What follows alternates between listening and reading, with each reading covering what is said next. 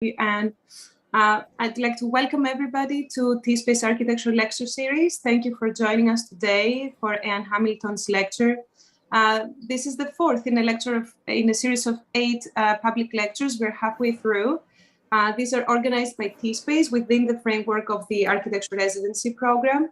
I am Irini Tsahrelia. I'm a practicing architect and an educator in New York. I've been involved with T-Space as an instructor for the Architecture Residency program since 2017, which is when the program started. And for the last 3 years, I'm serving as the Director of Educational Programming, in addition to instructing our beautiful residents.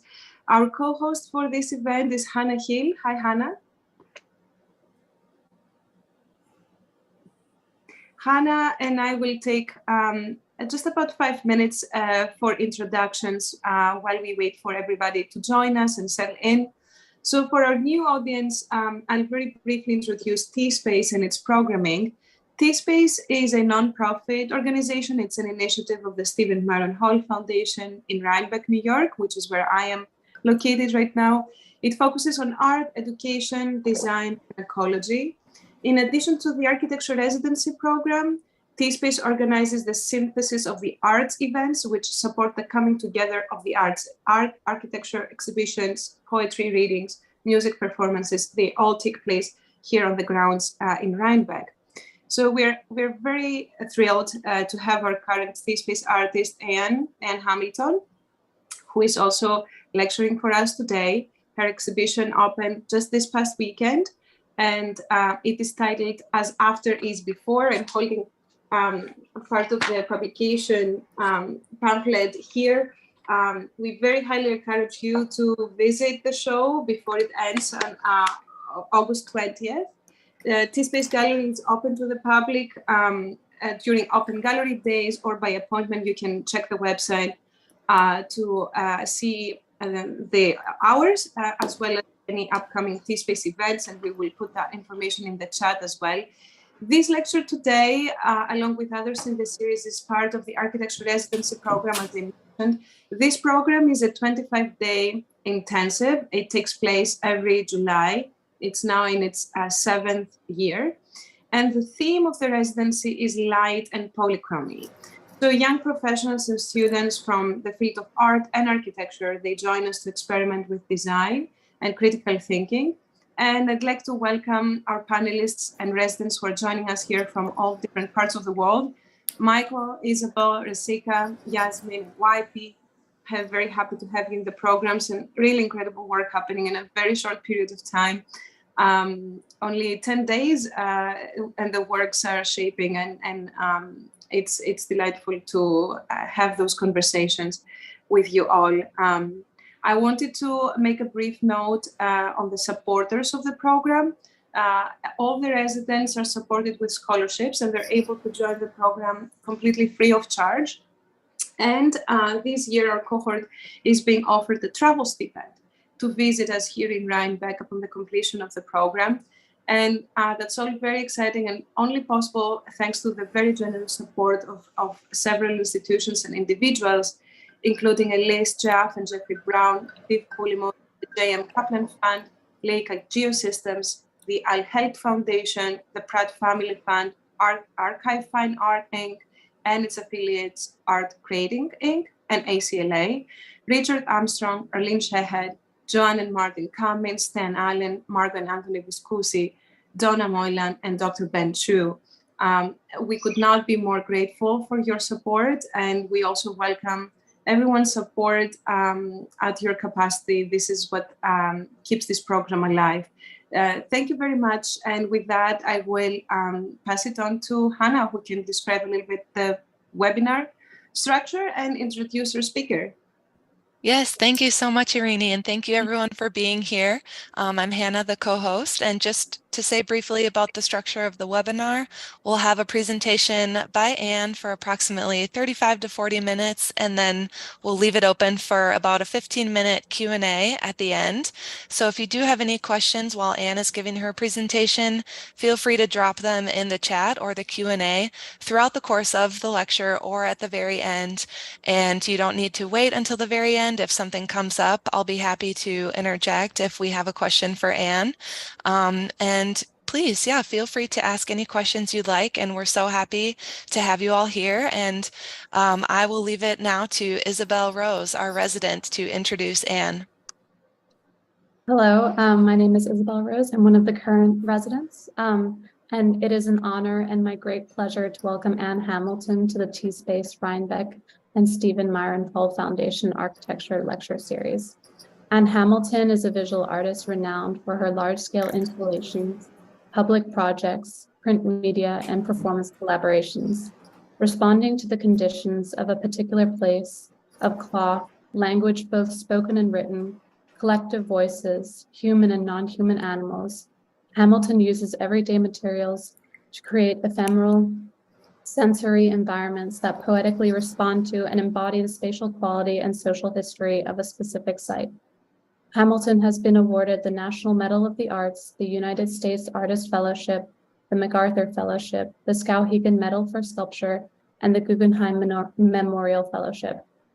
She represented the United States in the 1999 Venice Biennale and has exhibited extensively, both in the United States and internationally. Her work is held in numerous public collections, including the Cincinnati Art Museum, the Hirshhorn Museum and Sculpture Garden in Washington, D.C., the Los Angeles County Museum of Art, and the Metropolitan Museum of Art in New York. Her most recent work, a multimedia installation titled As After Is Before, is currently on view at T-Space Rhinebeck through August 20th. Thank you so much, Anne, for joining us today. Please join me in welcoming Anne Hamilton, and we look forward to your lecture. Great. Thank you, Isabel, for that generous introduction. And hello, everyone in different time zones around the world, as well as mine. I'm in New York City, talking to you on a very hot day. You know, thinking about the context of the seminar that is going on and the discussions you're in, I wanted to take today to talk about how do you bring form to your making, and what is making, and how, for me, every project returns me to that really fundamental question: is what does it mean to make? What needs making now? And how do we find a process for that form? So, you know, for me, as a person trained not in architecture, but trained in textiles, so trained in a portable, pliable plane, my making all begins actually thinking about and through the metaphors of cloth. And, you know, I grew up very close to my grandmother, who had the unique ability to knit and read out loud at the same time. So the voice and the texture of yarn running across my arm, and that intimacy, I think, is really one of the origin stories of my own work. And I think about how the act of sewing itself, the act of taking two things that are separate and joining them, the act of putting a needle down through a membrane of cloth to a space that you cannot see, and bringing that needle up into the palpable space in front of you, is really a metaphor for me of the process of making a work, that you listen to what is present and what is there, but that you can't quite see. It's like the space you know is there but can't touch. And the act of making is an act of bringing that up to the surface.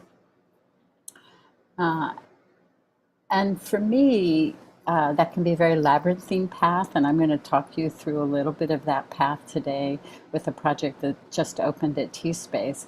But I wanted to begin with another kind of origin story in some senses for me, and it's in this early video in which my index finger, wet on the end, is moving across a piece of glass that has stamped on it the alphabetic Roman alphabet.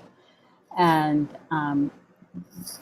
this digit of touch through which we know the world is then absorbing the letters through which we articulate the world. And over time, if you watched A to Z and then Z to A, first the digit of touch absorbs, and you can see the ink run into formlessness, and then it spells back out.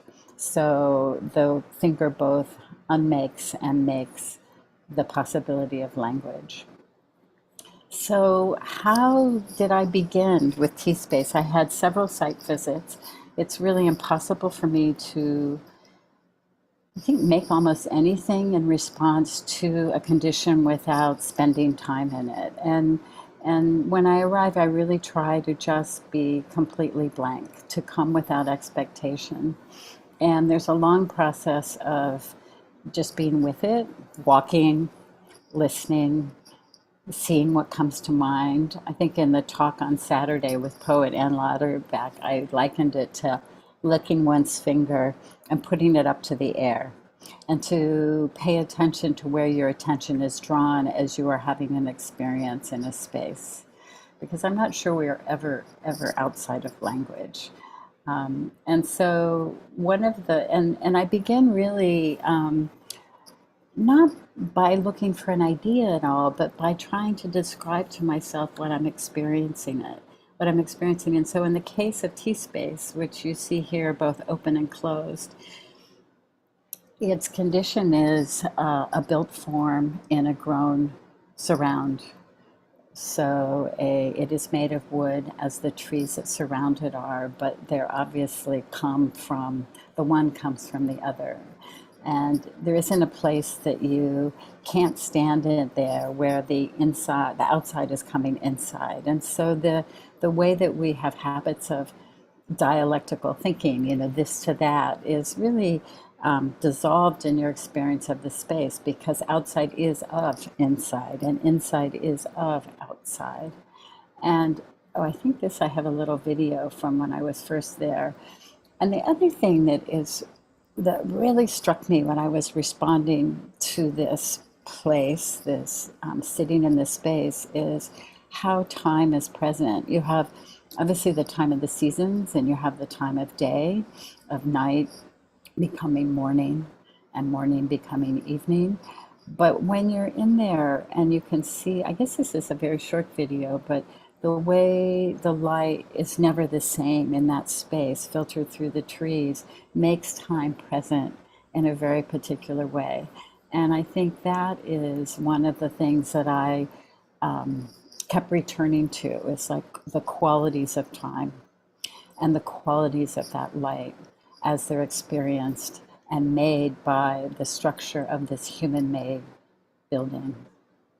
The other thing about it, as I described it to myself, was that it has not only an inside and an outside, but an above and a below.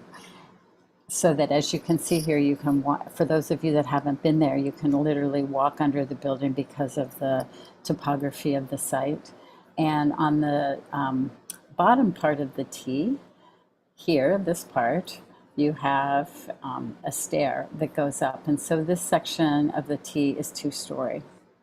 I also started thinking about how the T itself, which is not only the name of the space, but is the letter that is perhaps very fundamentally linked to architecture, like the post and the beam that crosses it, the vertical figure and the horizontal. So it is both figure and landscape.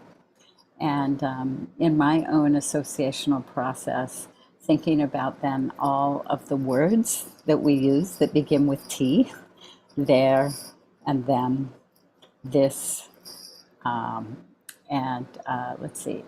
And I really work from this kind of physical experience of a space into a descriptive one.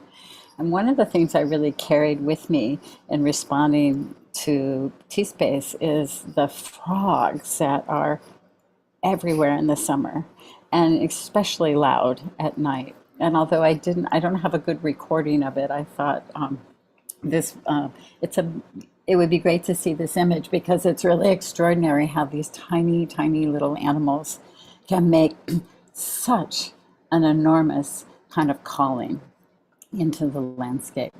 So after the kind of physical experience and what I would call making notes of all the ways that I could describe what is happening in that space, two words really I think jumped out to me and kept repeating, and that is like, what is the relationship between something that's grown, which is the forest, and is the stone and the geology of the site, and something that is made, and the different time durations that each of those speak to. And I started really thinking about how, because of course I come from textiles, that the coat is really the body's first architecture, or the cape, the thing that covers us, that gives us that second skin, because we're a species, obviously, that needs clothing. And as I was describing to myself this space, you see some notes actually from the internet on the right. I was thinking about it as a space set aside, as a sanctuary or as a chapel in the woods, this white, not really a box, it's not really a white box, but this very white vertical and horizontal space. And when I looked up the origins of the word chapel, it comes from the medieval Latin capella, as you see here, which is a diminutive of kappa, cap or cape. And so the cape is obviously to be covered, to be protected, to be set aside from the are protected from the environment. And the first chapel was a sanctuary in which St. Martin's cloak was preserved. And I found that little bit of surface research very interesting, because I was already thinking about coats for this project, and I'm going to share with you some of those. But so much of my process is actually in reading and in like trying to find origins for responding to the many ways I can kind of fundamentally describe what I've experienced. So the coats that we made, you see here hanging on the wall in the long 30-foot wide horizontal space, is our wool coats. And you can see that they're covered in raw sheep fleece, so unprocessed, and they're needle felted onto wool coats. So in this relationship, you have most immediately, and I have some details here in a minute, the human made, the coat which is tailored to fit the body, and you have the fleece that is sheared directly off the animal and laid onto the coat, so that the two are in relation. And it's really in the relationship between the parts that, for me, a project always begins to weave and stitch its sense together. So the other thing, when you're in the landscape of T-space and the larger surrounds, is the geology that appears in the stone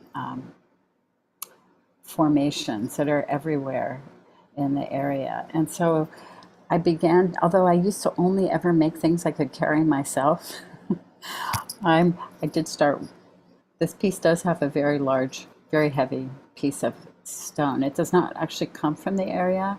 It's an Ohio sandstone, but it speaks to the kind of geologic time that actually is the bedrock and the immediate surrounds of this location. And here you can see a couple of details of the coats.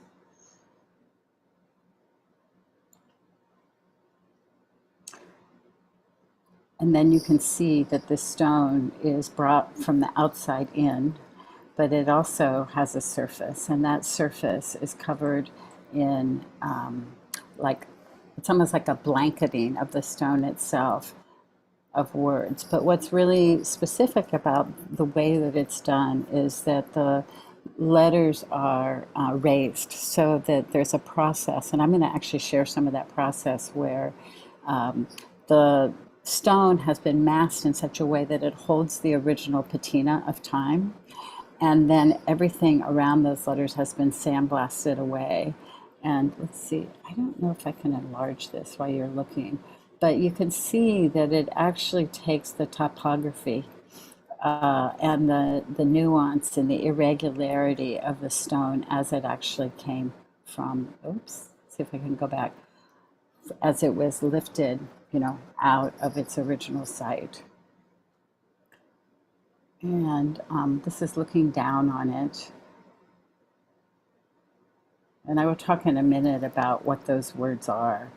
But upstairs and in the space is something that doesn't have the same visceral presence of the relationship of the stone and the fleece and the coats. And it is really playing in the grown-made sense with the relationship through images. So what's the relationship between an object and an image?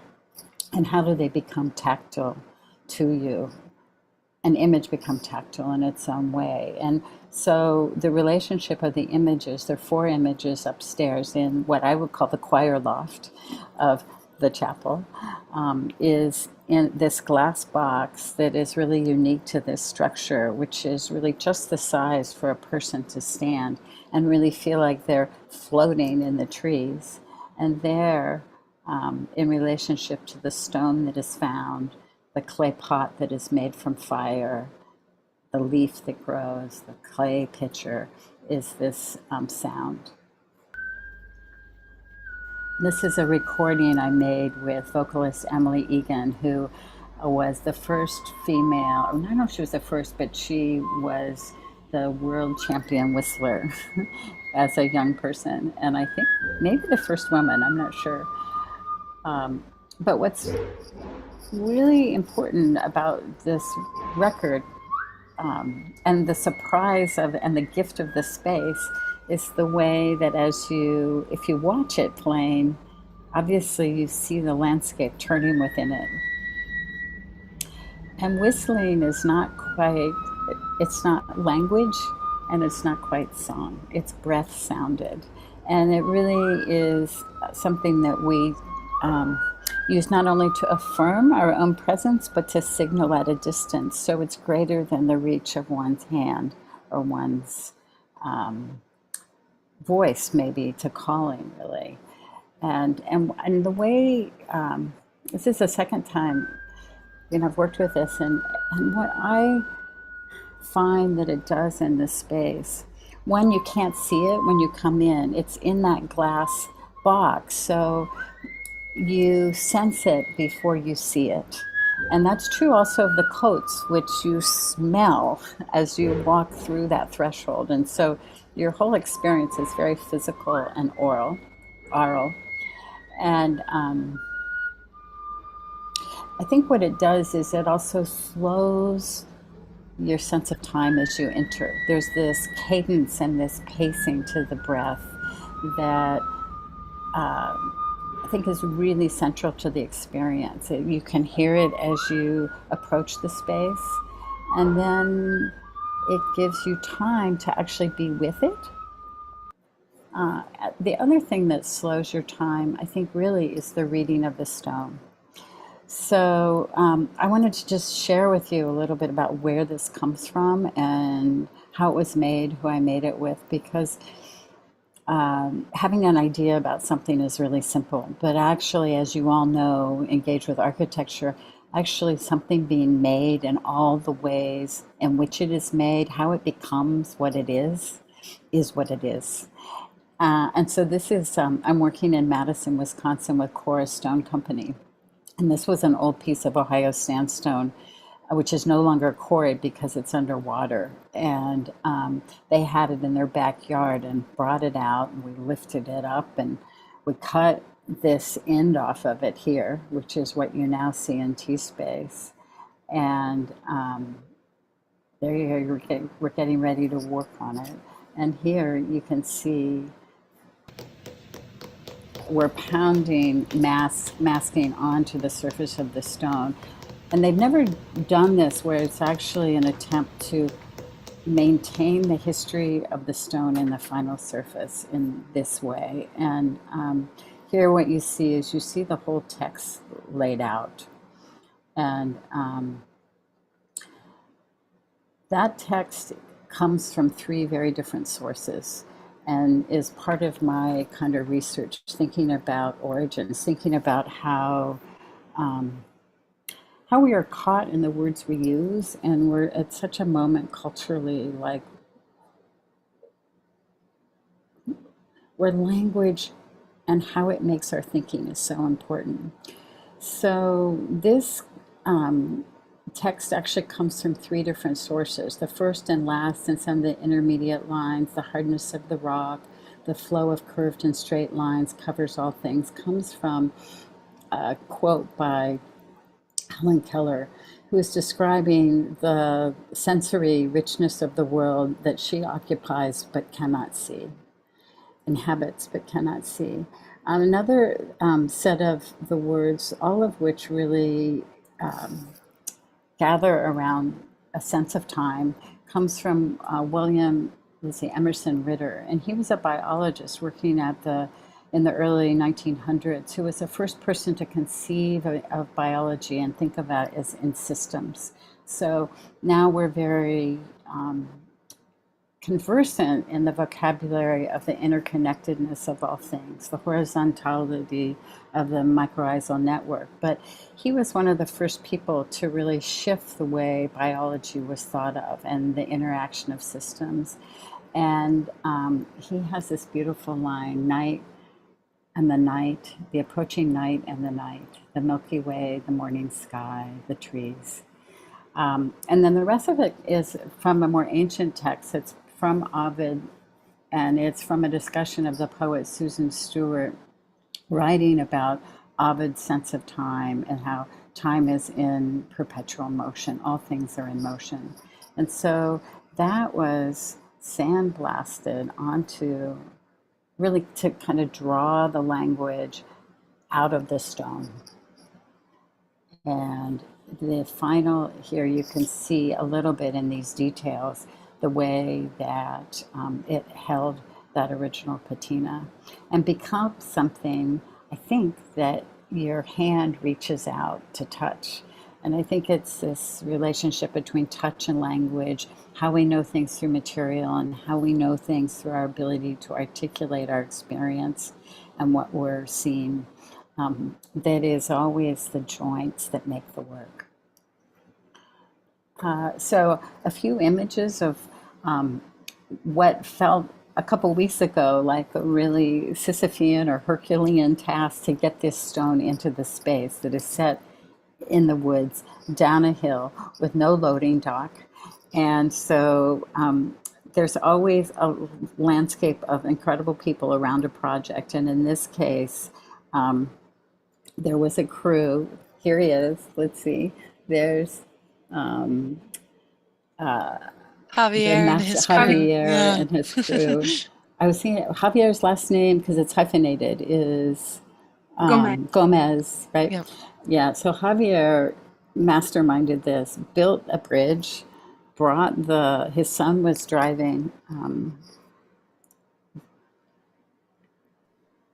the lift, and the crew from Madison, Wisconsin drove 15 hours to get the stone there, freshly made. They got it down the bridge, rolled it in, improvised a gantry to lift it off of its pallet, and then to set into place. And immediately the light came across. So we were like, oh, this is supposed to be here. And it was really a smooth process and really exciting for me. It's a completely new thing in my vocabulary. This is like one of the first readings of it. So you'll have to visit the space to read the whole thing. I don't want to take time today, but I do want to talk about kind of the origins of coming to language in the work. Like, how did this stone come out of my own vocabulary? And I started really thinking about, how so much, very, very early on in my practice, we so privilege language over other forms of knowledge.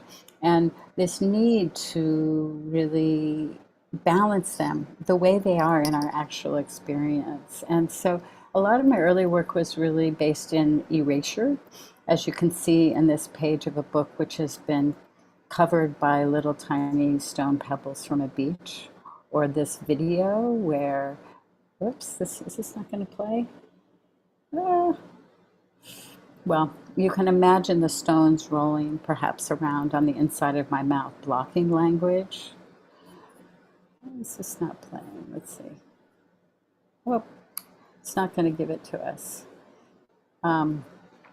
In the context of an installation, a book about the relationship between the water and the land being erased and being remarked by the erasures, the residue of the text, but the saliva and the pink pearl eraser that cleared the page for another kind of telling. The slow burning away of the text, the transformation of the page into smoke.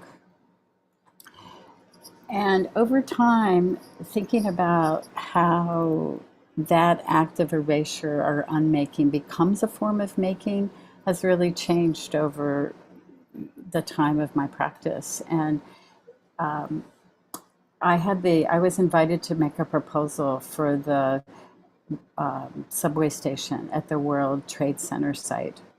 And it opened in 2017. And so I visited the site, which had been closed since 9/11 and was only reopened in 2017, and began to think about that national and international site in relationship to language and what are the words we might need now. And so for that project, which you can actually all take the #1 red line down and you can get off an experience at World Trade Station, Cortlandt Station. These words are actually now tactile surfaces on the horizontal platform walls, and they weave together the preamble, phrases from the preamble to the Declaration of Independence, which are commonly known. We hold these truths to be self-evident. And they become vertical spines that organize the second text, which, as you saw there with Eleanor Roosevelt, who guided the process of the authoring of the Universal Declaration of Human Rights. So that's what you see. So the occurrence of this word hold in the Declaration of Human Rights is what organizes it. So it's a non-narrative order, but the texts are there. And here's the form that it took. So here's the subway, getting off the subway, the white marble walls, which comes from Colorado and Italy, little tiny stones. And the words have all been made by creating first a ground of mosaic laid by hand, so it has that natural rhythm of the hand. And each letter is then water jet cut, and then it is removed and set back and grouted back into the space where it came, but slightly raised from the surface. So the language, just like the language on the stone in T-space, kind of emerges from the ground, so does this. And it's the drop shadow that makes it legible, as you can see here. But you can see it's carrying the pattern of the whole. And what it does is it sets this language into this site, and it doesn't set it in a narrative way, but it sets it so that if you walk across it, your eye picks out different words, and it's the cadence and the repetition of that composition that becomes, every time it's passed, its own new composition. And it carries, for those that are really looking at the language, like I think it's just this little girl in her pink jacket, it carries up to the surface what I would like to think of as the chorus of those words. And that sort of recomposing and remaking, the kind of making or putting the act of making or composing into the pedestrian or into the person walking by it is also something that I have thought a lot about, because it's how the thing stays alive, because it's constantly, each reading is a remaking. And in this stone pavement, which just opened as a new 900-foot long entrance to the campus at University of California in San Diego, has a very similar structure. Raised letters that you feel underfoot, and a spine of words that structures the center, and then it's crossed with texts, multiple texts from the history of the university, the scholars who have either taught or come from them, with a composition held by words that are really about the act of passage on the site that I composed. And so I think I have some video. And then every 20 feet is the Kumeyaay language. And it's a story. I worked with two scholars in San Diego, and they authored this composition, which is the story of the first Kumeyaay woman. And it occurs physically with letters rather than being raised that are actually negative. They're cut into the basalt surface and occur every 20 feet. So it's the only continuous narrative in the piece. The process of making and laying the piece was really quite mammoth. And I think this is the origin of the stone that is now much more modestly scaled, but is at T-Space. And I think I had, this is the most beautiful kind of video a friend sent me of it being laid, you know, one by one. And so what's unique in part is that every passage across this long landscape of language that is woven in its structure is rewoven by a passage, but also in terms of the process of construction, thinking about this relative to architecture. There's not one stone that is like another stone in this piece. So, you know, it's full, they have same size, but the surface is different in every single one. And so to introduce that kind of variation into a system of regularity is partly one of the things I think art and architecture can do. And we have a quick question, if I can just interject, Yeah. from Rob. Says, I'm wondering in your work if you consider what the limits of language are for us, particularly now in our current culture. When does the usefulness of language end, and how does an embodied experience take over in our desire to communicate? That's such a great question. I think that question is, that's such a good question. It's really central, I think, to my work in so many ways. It's the asking of that question.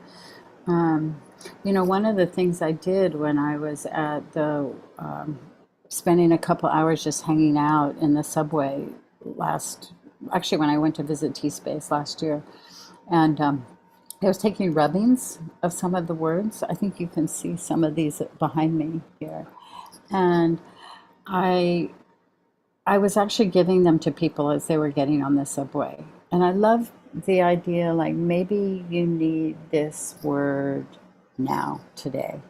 And you can fold this thin piece of paper up and put it in your pocket, but you carry it with you. And, you know, I think I think in the beginning, we are caught in the words we use. And so I think, you know, part of our task is to think about the words we use and to find the vocabulary that really is about imagining a future, not just undoing things. And this is actually a long conversation with the poet Anne Lauterbach that we just kind of began at the opening of T-Space on Saturday. I think that one of the other challenges is that we live in such a technologically extended world, as here we are on Zoom, is then in what way, you know, are the intelligences that we know through our hands touching, through the presence of another person across the table from us, how do we make the civic conditions for those kinds of encounters, for the chance for language to be made? This would be a whole seminar and more, but you can see it is really very much part of my making. How are we doing for time? I have a whole lot of more images, but we still have some time, right? We do, yes, and please go through those next couple slides, yes. So it's not just a couple, but we'll see how we do. Um, the other thing about this project is that it brought me yesterday when I was putting this talk together to think about back through my own work, the history of the relationship, the side-by-sideness of the human animal and the non-human animal, and how they have played out in different ways materially in the work. And, you know, it's almost like that thing where retrospectively you see such a trajectory that, you know, when you're in the middle of your immediate making isn't always so apparent. So I appreciate the chance to put this together. And this was a project many years ago at the Henry Art Museum in Seattle, where we took down all the lights like T-Space, naturally lit. Smoke licked the walls, so that what you see on the walls is all carbon, and it's these classical galleries were then just lit by the winter sky of the skylights, and we had a flock of 200 free-flying canaries in this space. So it was really their space, but when you walked in, you actually made a sound because you were walking on a floor that had been surfaced in metal tags that were all numbered. So you have this kind of human accounting, this human categorizing, the kind of trees that are actually used to tag trees. And as you walked in through the succession of 4 rooms, you came to the end room where there was this glass case, and the canaries often gathered because it was warm, because it had lights. But it was really their space that you were inhabiting. And so how, you know, when we're also very removed from animals in many ways, that, like, you know, how do we actually have a relation? I think about the birds as the species without weight, and we're the species with weight. In this project at Cap Street, it's not copper tags, it's actually copper pennies. So it has all the values of a monetary system. This piece is called Privations and Excesses. And in the back, way back here, you can see there's a skylit space, and there were 3 sheep living in the back of the space. So in relationship to the budget for the project, which was laid on the floor in a carpet of pennies, laid into the product actually of the animal economy, honey, the product of the bees,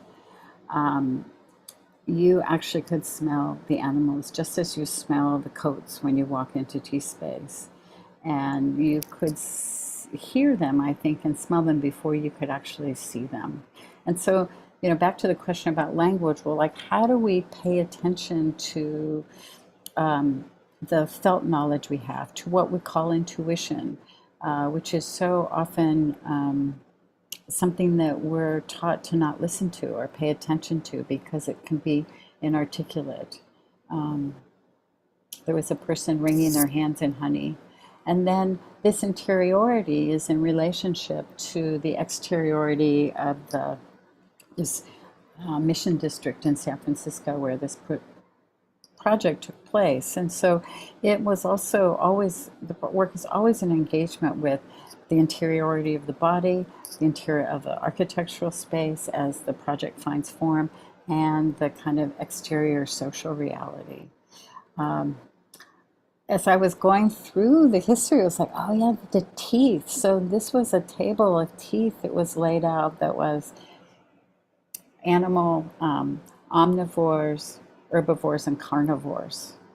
And when you lay the herbivore teeth next to each other, whether they come from a 4-footed animal or they come from a 2-footed one, the only thing that distinguishes it really is the dental work.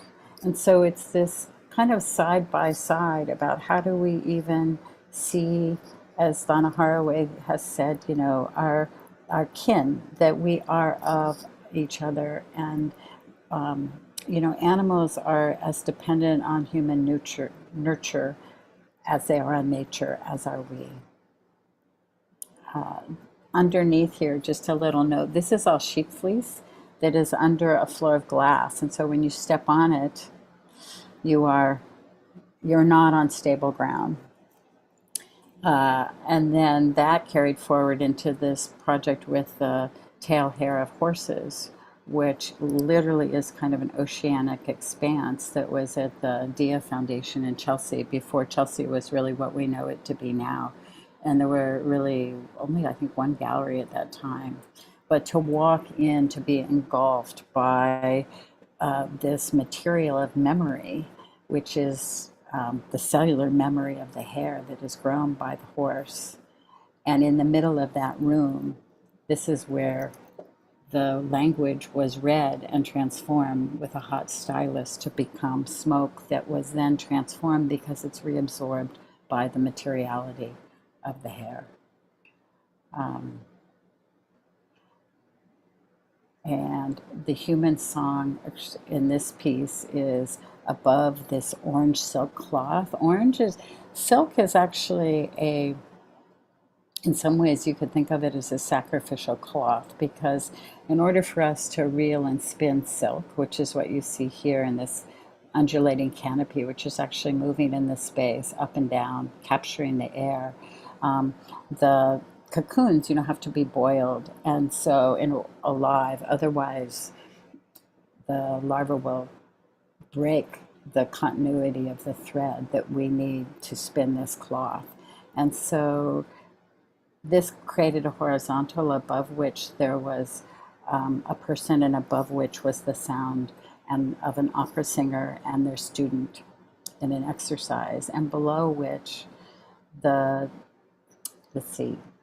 inked ribbon from typewriters, which was wound on, this is so much to describe, but wound up here by the person on the perch, this is a telephone pole, through the cloth to the space below where the 5 peacocks lived.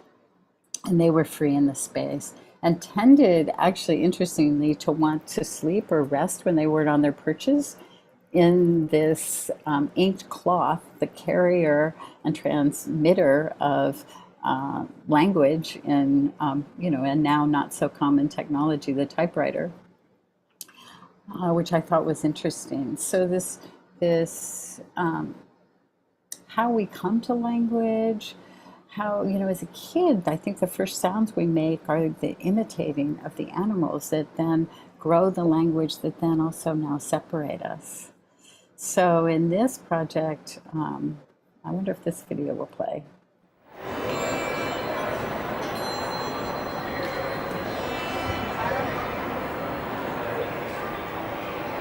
It became a landscape, again, a silk cloth, a landscape of movement, the swings motion animated the cloth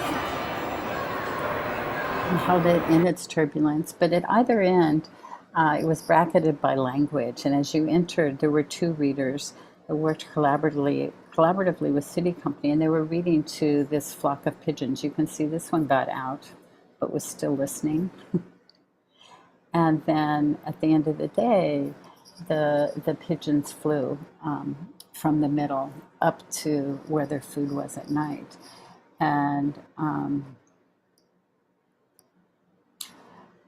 I think about the pigeons, kind of like our airmail letters, carrying and connecting across the distance and intimacy, the way a letter does when it arrives. So we were reading initially from Aristotle's History of Animals, and in one place in his writing he talks about how touch is the sense that is common to all species, and that was where the readings to the pigeons began. So then quickly, I just say that one other part of the project is not necessarily the elements that are actually in the space, but the newspapers or the ephemera that we make to give away. And these started probably about 15 years ago, and they've all had some relationship to newsprint and newspaper forms and something that can circulate easily and be given away and gifted. And I think it started in some ways in a not so happy kind of reaction to the kind of didactic language that often surrounds work, that I think in different instances it can really be telling you what to think before you've even had an experience. And so I wanted to think about, well, what's an alternative to to that? How do you actually open a door and invite someone to be with the project and to invite them into the thinking and not, and to maybe suspend the nervousness that I think so many people feel about, like, I'm supposed to figure this out, and to allow yourself to actually fall into your own associational thinking in relationship to what you are experiencing. So we made a little zine that has images actually from the work. It has a concordance from Darwin's Origin of Species with the word grow and growing. And it has this beautiful quote from Helen Keller, which is the fuller quote from which the stone has drawn. This is one of the images that's upstairs in the enamel panels. And this wonderful diagram by the anthropologist Tim Ingold, who writes a lot about the relationship between the body and the landscape, about the relationship between an object and an image, which is something that obsesses me, and human-made artifacts. And then some of the reading that actually I drew upon as I made a landscape of permission around the project to grow, including this really beautiful poem by Anne Lauterbach, which she read at the opening, which for me is a poem, when you get a hold of this and you read it, is so much that tension and that relationship between the immediacy of one's sensuous and sensory experience as one is in motion in the world, walking across the grass, and the knowledge that we also carry of the larger world that is also always pressing upon us. And so these became just really forms of sharing. Oops. And in another project where I have collected these writings, which I call a commonplace, they have really intentionally been organized together, either on a page on the web where people can submit, and then we share them in the form of paper, and they can be taken away, and people make, in some ways, their own book from the collection. Or, oops, there's that image I was looking for earlier. I'm going to skip through because I know we're running out of time.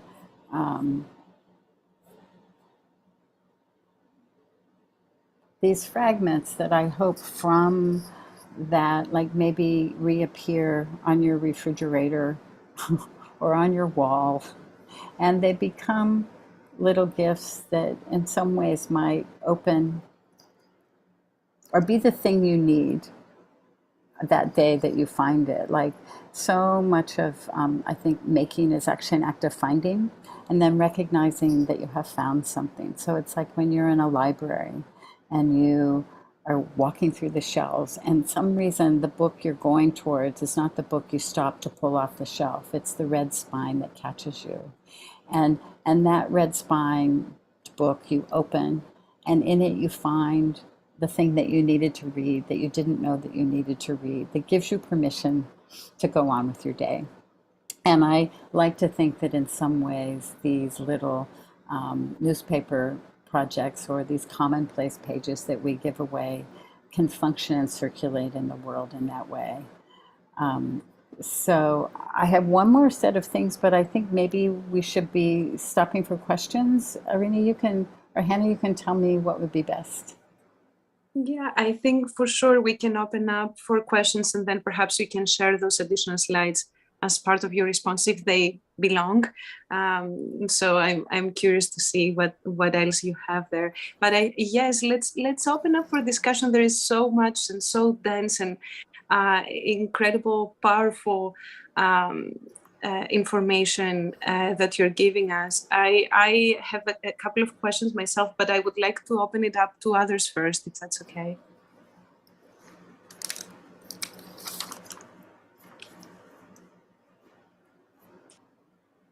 As you know, and or maybe I should go ahead, I don't know. You can use the chat or the Q&A function to type your questions, and I'm sure our residents have questions as well. The theme for the residency is the light and polychromy, and I've been thinking about light and color in your work. and how you mentioned, when you place that stone with the text at T-Space, the light hit it and it enlivens immediately. And also with the swings, there were certain, you treated the light in a certain way that created this path along the path of the swing. That's a very beautiful, vivid memory for me. I had visited that exhibition. So there is light that comes in that even in an artificial way mimics maybe natural light, or was it natural light? I guess, I don't know. I assume it was artificial in the case of the springs. And then the use of color. I know a piece of yours, the blue, indigo blue. One of our residents, Michael, is specifically exploring blue. So I would be curious to hear your thoughts on that color, but also the use of color in general.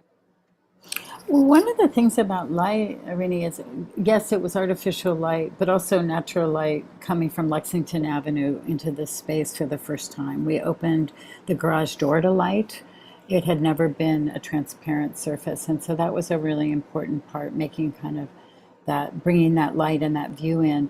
The other light was artificial. And it was really in that project, that I feel like I learned how central and important it is, and why in some ways it's been so hard for me to work in museum spaces or in spaces that actually don't have any natural light, and unconsciously to understand or to become conscious of how unconsciously I've always oriented the work towards light, which is what is one of the really amazing things about being in T-Space. In terms of color, I think that the color in my work comes so much from what things are. It isn't something that's applied, but, or I guess the red dye, that really incredible orange cloth, or the very chroma pink powder of Venice, and the way it's kind of toxic color trailed, I think, around the island. But I think about the color as in its social history, and its uses. I think with indigo blue, Michael, you're working on the project with blue, right? I mean, obviously we have such a history in music, but I think for me, like when I was working in Charleston and we were working with blue work clothing, and indigo blue was the first cash crop that was cultivated by Elijah Pinckney, who was the daughter of one of the first Europeans who was living there. And thinking about this kind of privileging what we do in history of who is the famous person, and the kind of coaches that would be outside my door where I was staying of the famous acts of different Charlestonian figures, and thinking about, well, how do we tell the history and the really hard history of the labor that has made that possible? And so is that something where like the thing about cloth blue is it was at one time a very it was associated with a very upper class, and then came over time socially to have different meanings, obviously in the blue jeans many people now wear. And one of the things in that project that was really important to me is that it was cotton. And it was partly because cotton holds temperature and cotton holds smell. So it wasn't just that it was the blue work clothing, but that it was clothing that still held the history of the body, which has been in many ways erased or untold. And it's like, how do you make a history present through a material presence?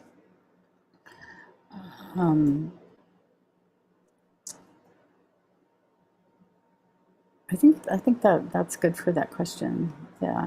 I don't know, Michael, did you have, I'd be curious what your own research is with blue and where that's going. Yeah. Thank you for your answer.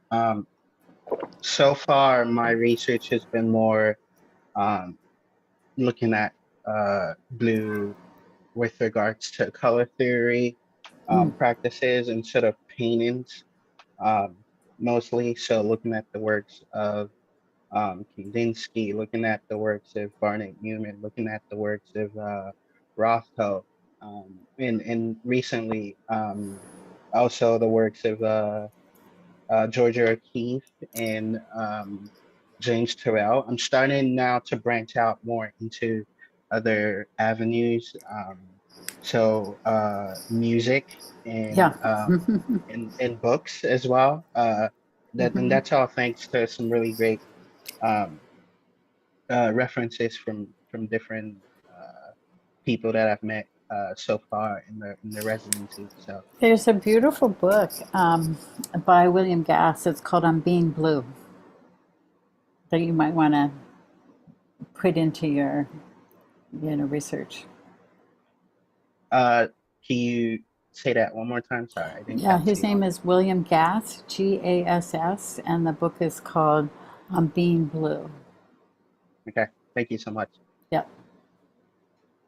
Thanks. We also have a question from one of our attendees, Tom, who says, I am so inspired by the way you draw metaphor into fabric and your process of making. Can you tell us a bit more about why you selected the wool pelts as a part of the fabrication for the coats or capes? I think I think it just really came from that idea of covering and a second skin, and it was the raw of the material with the tailoring of the human made, kind of what I was talking about before, and how those are of each other. Just as T space is made from wood, like the whole interior is plywood, and that comes from trees, not the immediate trees because they're standing there. And so just thinking about that cycle, the material cycle of relations, and then the way that, in some ways the animal fleece, the sheep fleece, almost really engulfs the coats, but you definitely see the tailoring of a collar and buttons and a kind of stitched closures, and it's just really putting those things side by side in a way that I think has weight and feeling.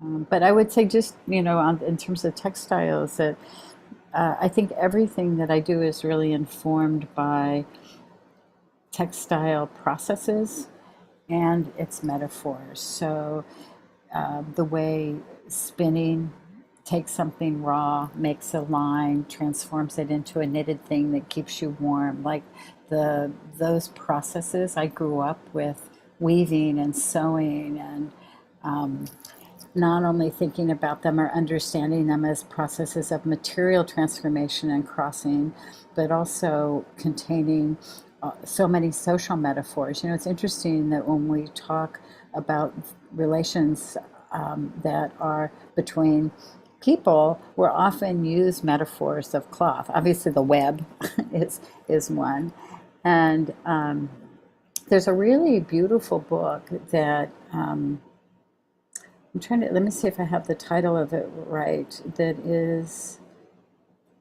the craft. It's called The Craft of Zeus.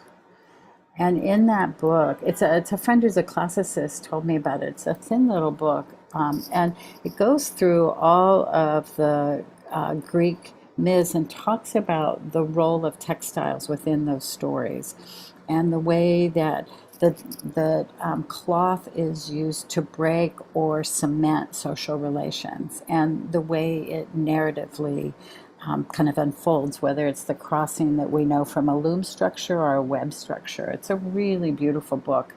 I don't have the author's name in my head, but I'm pretty sure that's the title. Thanks, Anne. We'll try and find that and drop it in the chat. That title, is it perhaps John Sheed and Jesper Svenbro? Does that sound? That sounds right. Okay, I'll drop in a link. And then we have a question too from Anne Marie, who's calling from the Netherlands, and says, is sound in some way part of your work? If so, what kind of sounds, what is your inspiration, and how do you use it? So I would just refer back to the record and the way in which the record playing in this piece that I played earlier in the talk is, I think, part of forming attention. You know, that I think everything is really about how our attention forms and how our work might form attention as you come in, and then it's up to you what you do with that. But I was going to put on that little video actually from here, this one, because I don't know if you can hear this in here. You can hear those little bells and that kind of calling sound. So we did two things in this piece that maybe might address that question.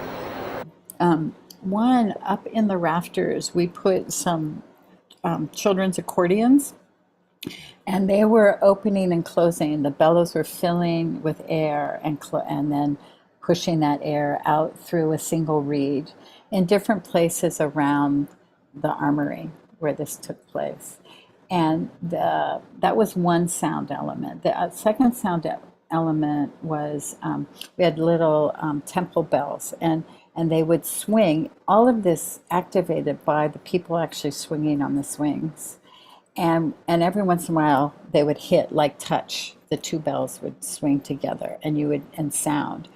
And you could not see really either one of those, but I think they had everything to do with the quality of the landscape of the space.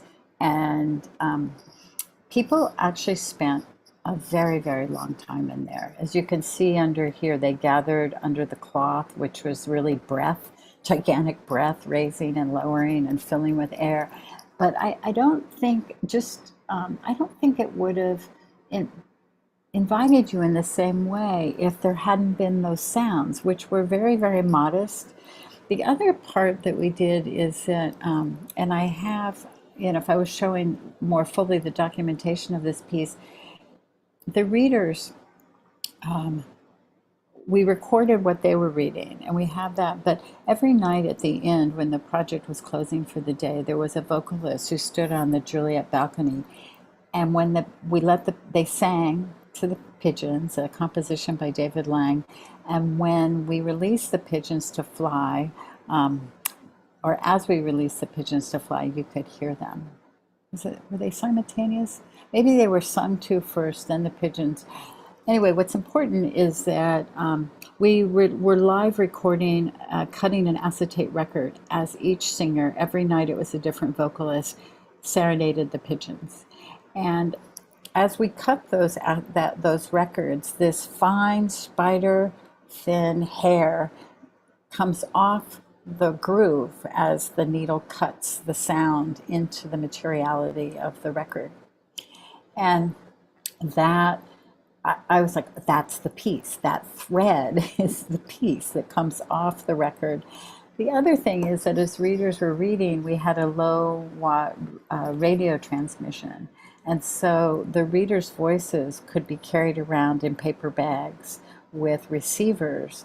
And it was like you had the intimacy of being read to at a distance. And those just kind of circulated from hand to hand. And, it was very different than having an iPhone or a smartphone in your hand, because the paper rattled. It was this thing you could touch. It had string and wax that sealed it closed. And I think that, that tactility of that, as well as the sound of it, the cadence of the reading, had everything, were really central to this bigger piece that you can now experience only visually.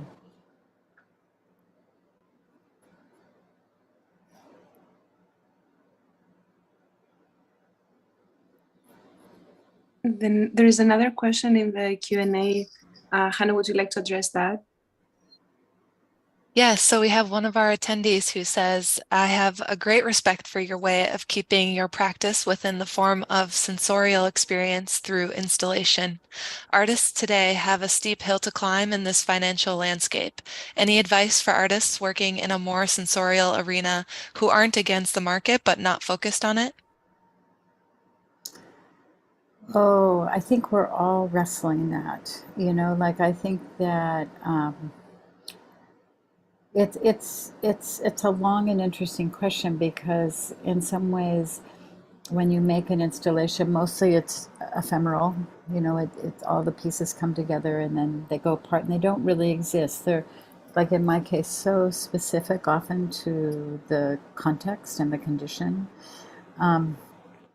And yet, how do you make a living, right, to support being able to do the work that you need and want to do? And I think for me, I haven't, I've taught, and I think that because I have taught in a university and been really lucky to work in a large research institution, that has been a balancing that has allowed me in some ways to indulge the work, and to think about that you may not make something that someone can own, but maybe what happens is an experience that they carry with them their whole life, and that has value.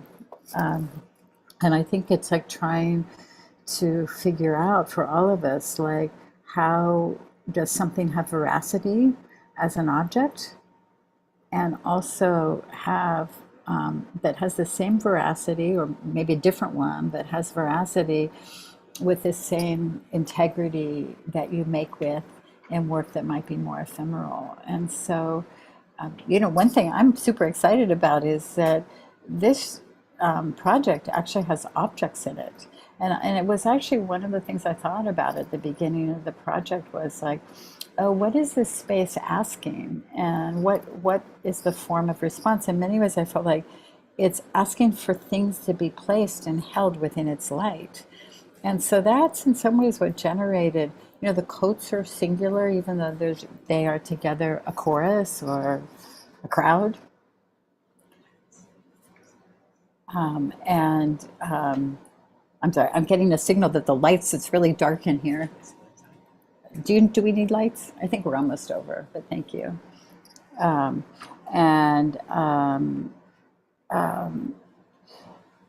think it's taken me a long time to also trust some of what I would call the artifacts, the material artifacts that are singular that come. But, I think all artists have a lot of different jobs. And I think that's just, like, at this point, one of the realities. I don't think selling things is a bad thing, but I think when it determines your practice, it can be, for some people, really limiting.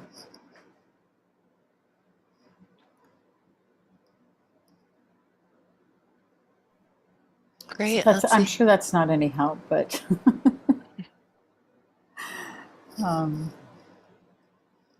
yeah. How do things live in the world? It's like a very big question. I have a question about some of the photographs.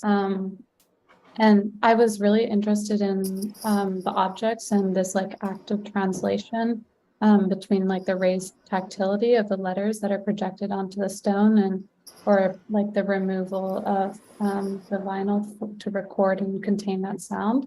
And I was wondering how the like indexing of the photographs relates to that. Yeah. I don't know if it's interesting to go back and just share a couple things from the processes for how I make the images.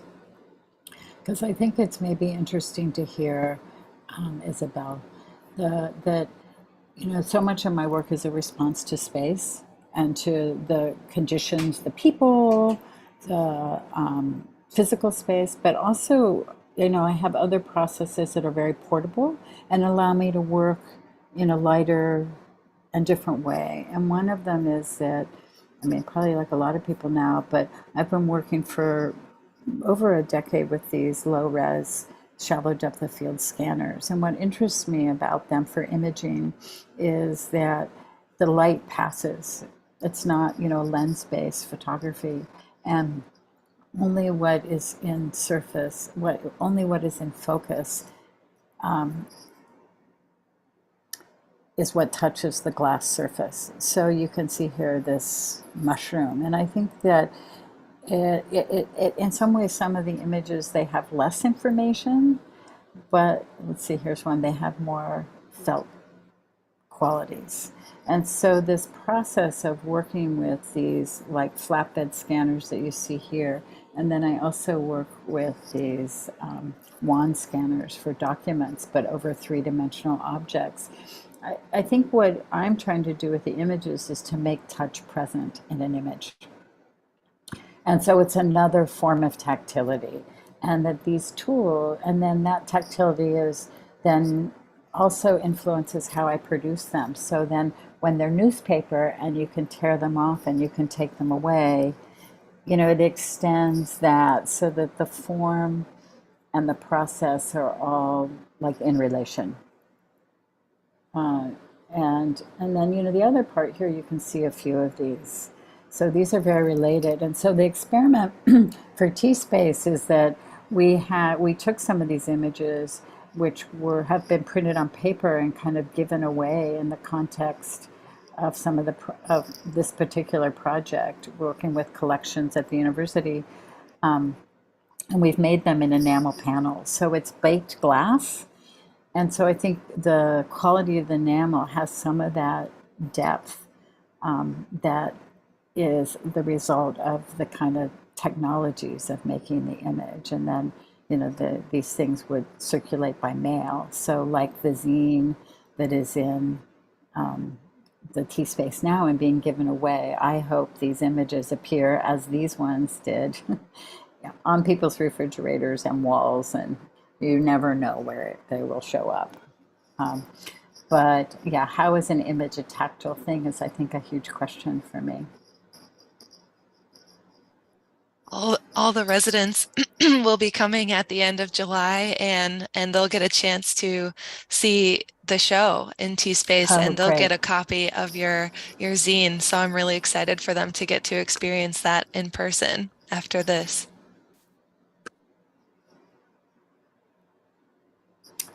So I think we're probably at the end, unless there's another question, but I thought you might like to actually see where I work. So the green building is my husband, Michael Mersil, who is also an artist. It's his building, and that is what he has painted on the side. Art is good for you, which is a great thing to arrive to every morning. And then this other boat dress kind of single-story building is where I work. And you know, like T-Space, it's a place where we also often welcome people for dinner, and where I have really some wonderful assistants. So I will leave you with that, unless there's another question. I think this is a good chance to thank everyone for attending, and to thank you, Anne. This has been so amazing, and thank you for ending with that, showing us a little glimpse into your studio and your process as well. And I would like to just remind everyone that Anne's show is going to be in T-Space until August 20th. So come by and check it out. Irini, did you have any other last things to mention? Beautiful quote too, and the lecture on art is good for us all. Thank you so much, Anne. This was inspiring, very, very strong. Thank you. Good, great. Well, and it's raining now, so I guess that's time to end.